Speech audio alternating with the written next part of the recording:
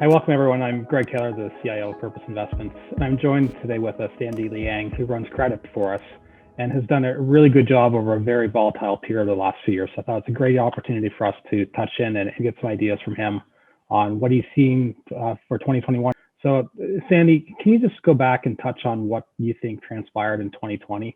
It was a very volatile year in a lot of asset classes, but your funds did really well, and just want to reflect on what you saw that happened and where you can see some opportunities coming forward. Sure. Thanks, Greg. I don't really have to talk about what happened on a human level. I think that we're all painfully aware now that it's mid-January, and once again, we're all indoors. But I think from a financial markets perspective, what is very important that happened in 2020 is there was a decoupling between the financial markets, particularly the stock market and high yield credit, and near-term fundamentals. So historically, conventional wisdom is you don't want to be in the stock market going into a recession. You don't want to be in the high yield bond market going into a recession. But that was true for roughly a few weeks.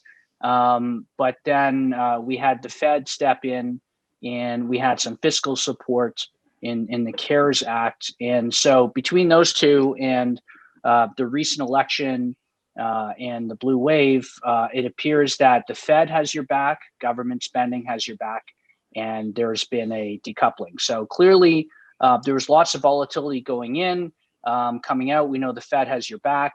And early in the lockdown, we started applying lessons that we learned in the great financial crisis, because we've got a few gray hairs and have been running money for a few cycles here.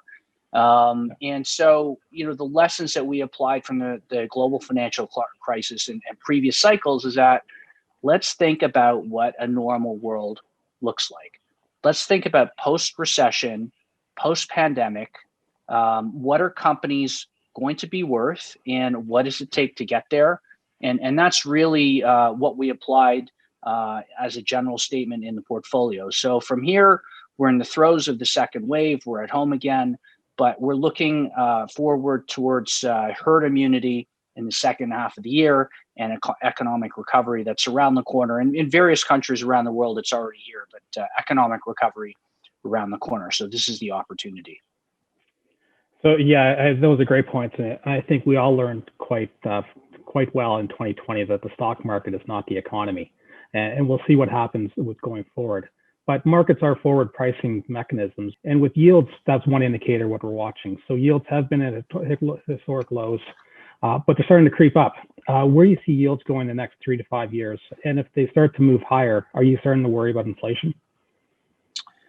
Well, I wouldn't say we're worried about inflation at this point. Right now, we're looking forward to a reflation. And a reflation is quite apparent that it's around the corner, just because it's going to be very easy for goods and services prices to lap how low they were a year ago. So we're looking towards a reflation. And in a reflation environment where yields are creeping upwards, which they have been this year, the best asset classes are high yield credit and preferred equity. And the reason high yield credit is a good asset class in a rising rate environment is that you have a lot of credit spread, so you have a lot of cushion built in.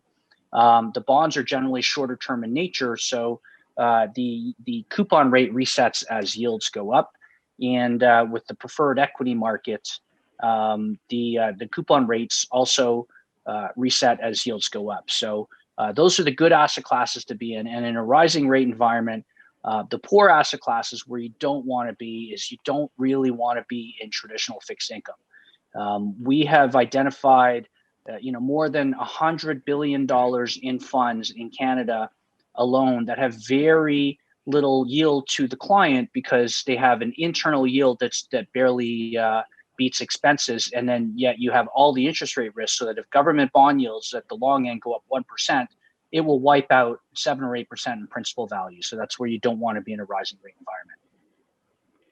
So this is going to cause a big impact for all fixed income investors. They're going to have to try and make this switch from the long bond to more active credit tools. I think this is going to be something people are going to have to be really on right now in making this shift. But do you start to worry about valuation, given we've had some big moves already in the last year? Is it already priced in, or is there still more opportunities? Well, there's a couple things to consider. When you talk about valuation fixed income, what happened in 2020 is that the areas that are very interest sensitive actually did quite well. So investment grade corporate debt did quite well. Within the high yield bond space, double Bs did quite well, and single Bs and below, triple C unrated, those bonds did not do nearly as well. They were only up a couple percent, maybe 2 to 3% for the year as a whole. So from here, how we think about the value is the opportunity set. Number one, in this environment, are there a lot of investment ideas where we see favorable risk reward?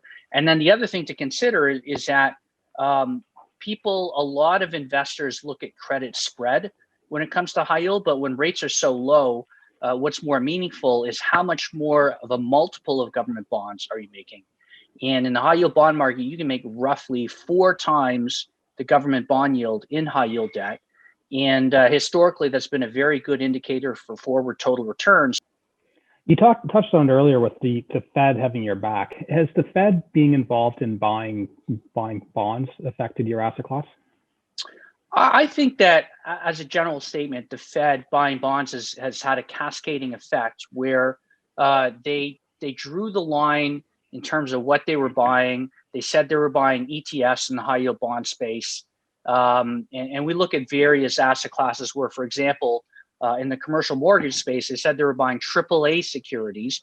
But when they get involved in one tranche of an asset class, then the positive effect basically cascades through the tranche. But there's less efficiency where if you know what to look for, you can pick up things that will really benefit going forward. Interesting.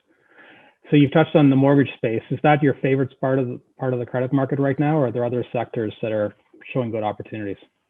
Yeah, we're actually finding some very good ideas right now. Just for perspective, we don't try to mark the time, but going into February and March when there was a lot of volatility, we had a lot of cash in our funds, and it was really more of a function of idea flow as opposed to thinking that we could outsmart the ebbs and flows in the market. So, when March and April came around, we started putting a lot of cash to work. And some of the ideas we found, as you mentioned, are in the REIT space, in particular, the mortgage REIT space, where we lend money to companies that in turn have portfolios of mortgages, both in the commercial and the residential side. And what we like about this space is that you benefit from 2 equity cushions. You benefit from the equity cushion of the homeowner or the building owner because they have skin in the game before they go and borrow money. And then you benefit from the equity cushion at the companies themselves that we lend money to. So the reason we like that space is when you do the risk reward, you realize that in order to lose $1 of principal, for example, in the commercial mortgage space, you need commercial real estate to go down 50%, cut in half. And it's pretty clear that's not going to happen, and we can still make pretty favorable yields in that space. So we like the mortgage REIT space. We've been involved in airlines. We think that some of the secured debt in airlines is very high quality collateral, and it goes towards it's consistent with the normalization theme. The world is going to get back to normal. And we also like the consumer lending space in the States, whether it has to do with the fact that housing prices are going up. So there's a very strong equity cushion that's very good for the consumer. Joe Biden is sending $2,000 to an additional stimulus this year with the blue wave, and that's pretty positive for consumer lending. So we like that space as well. Yeah.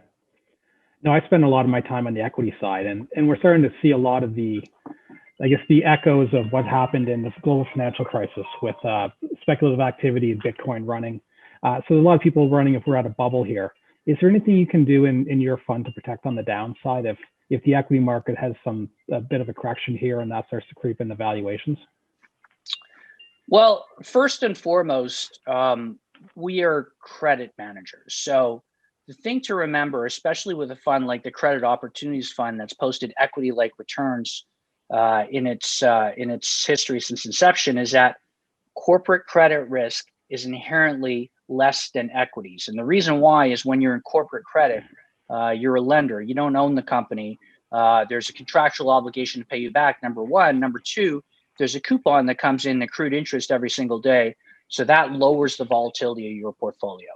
And then the other things to add with respect to managing risk is that the Credit Opportunities Fund is a liquid alt, which means that we have the freedom to short. We can short equities against bonds, we can short bonds, we can short government bonds, and that lowers the overall correlation with the market, number one. And number two, it helps to manage risk. And then the other thing that we do is we're very active with our credit hedge, because everyone knows that if you buy a lot of US dollar securities, which we do, when the markets get volatile, there's times where you can really benefit from having more exposure to the US dollar versus a Canadian dollar. So we've done that to manage risk in the past. But the bottom line is that with a liquid alt, we can be very flexible and lower the correlation with the overall markets in the fund. And Sandy, just to confirm, you don't use any leverage in this product, right? In this particular fund, no, we don't use leverage in any of our funds. But we're unique on the credit side, where there's a lot of credit funds that actually use leverage to amplify risk. And we feel that our strategies alone generate return on their own merits, and we don't really have to amplify risk in order to generate returns. So Sandy, while we've got you, you also run the Purpose Preferred Share Fund, and it had a very good bounce off the lows after the March-April sell-off. Can you give some outlook on what you see in the preferred share market, given the environment we're in right now, and also the impact of the LRCNs? Sure. First and foremost, we like prefs. And the reason we like prefs is because the issuer quality is very high. They're coming from the highest quality corporations in terms of credit in the country. We're talking Royal Bank, and we're talking TD and Brookfield. So the credit quality is very high. But just as importantly, in an environment where rates are probably going up, you're protected in the preferred share market, because as rates go up, you get a better coupon over time. So it really is truly an inflation hedge, a higher interest rate hedge. And that's great, especially when you want your income to be adjusted for inflation over time. But the significance of what happened in the summer was that the Royal Bank of Canada was the first out of the gate, and they issued a debt piece of paper that was actually a pref in disguise, because they're in the same place in the cap structure, they rank equally.